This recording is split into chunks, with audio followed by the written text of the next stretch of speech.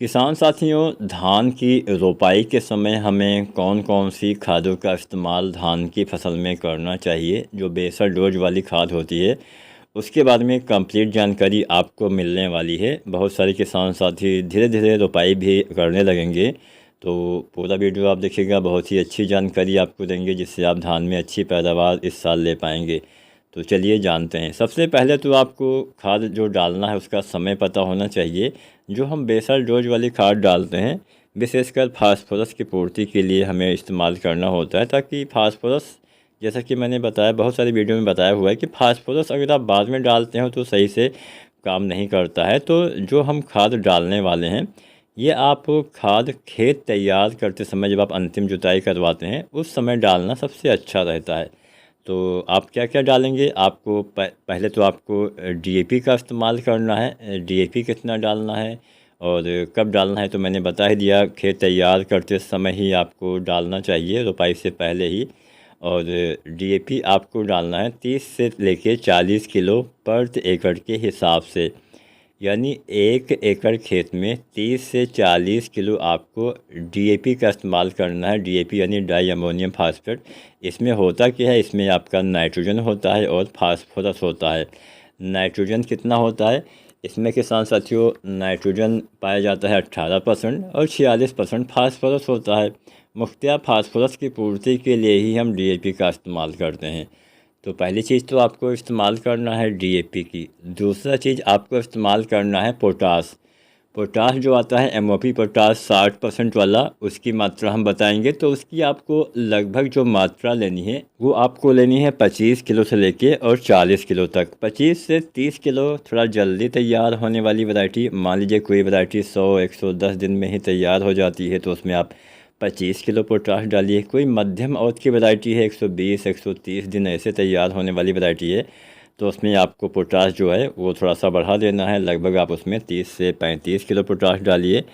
और देर से तैयार होने वाली वैरायटी, मान लीजिए कोई वैरायटी 140 दिन से ज़्यादा दिन में तैयार होती है, तो उसमें आपको जो पोटाश है वो 40 किलो। मतलब जल्दी तैयार होने वाली वैरायटी में आपको 25 से 30 किलो, मध्यम अवधि की वैरायटी में 30 से 35 किलो, और देर से तैयार होने वाली किस्म में आपको 35 से 40 किलो एमओपी पोटाश का इस्तेमाल करना है।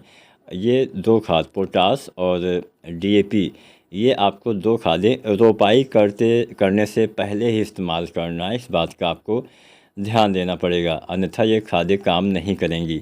हालांकि पोटाश बहुत सारे किसान साथी दो हिस्सों में बांट के डालते हैं, तो आप ऐसा भी कर सकते हैं। आधी मात्रा आप रोपाई के समय डालिए और आधी मात्रा आप डालिए 40-50 दिन के अंदर।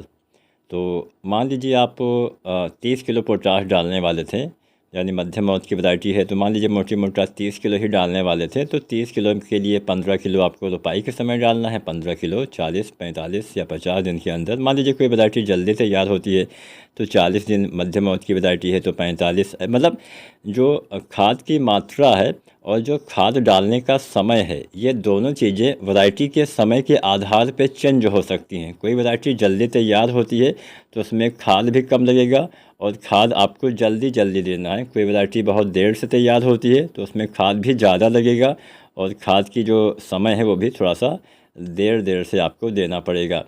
तो इसके अलावा आपको यूरिया इस्तेमाल करना है। अब यूरिया आपको रोपाई के समय नहीं डालना है। आप यूरिया का इस्तेमाल रोपाई के 1 सप्ताह के भीतर करेंगे। क्यों करेंगे?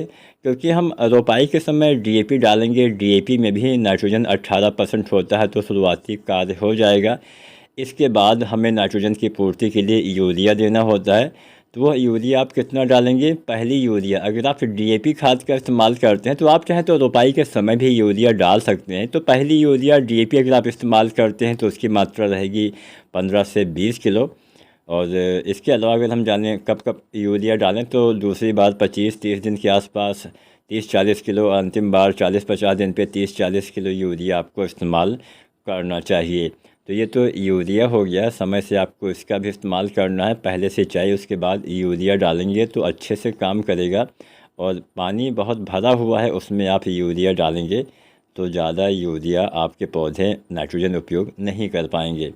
तो यहाँ पे हमने आपको बताया कि आपको किन किन खादों का इस्तेमाल करना चाहिए, खासकर रोपाई के समय भी हमने बताया, बाद में भी हमने बता दिया। जिंक की बात की जाए तो जिंक आपको डालना है जब आप यूरिया डालते हैं दूसरी बार लगभग 25 दिन के आसपास, तब आपको जिंक सल्फेट जो आता है 33% वाला 5 किलो से लेकर 7 किलो तक इस्तेमाल कर सकते हैं, या जिंक सल्फेट 21% वाला जो आता है 8 किलो से लेकर 10 किलो तक आप पर एकड़ के हिसाब से इस्तेमाल कर सकते हैं।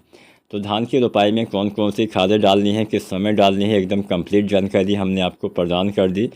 और इसके अलावा अगर आपको एक ग्रोथ प्रमोटर डालने वाले हैं तो रोपाई के 1 सप्ताह के भीतर उसका भी इस्तेमाल, जब आप 1 सप्ताह पे यूरिया डालते हैं तो आप उसी समय ग्रोथ प्रमोटर का भी इस्तेमाल कर सकते हैं, सागवेरिका वगैरह भी आप प्रयोग कर सकते हैं। तो उम्मीद करते हैं आज की वीडियो जानकारी आपको अच्छी लगी होगी। वीडियो पसंद आई है तो लाइक करें, शेयर करें, चैनल को सब्सक्राइब करें। धन्यवाद।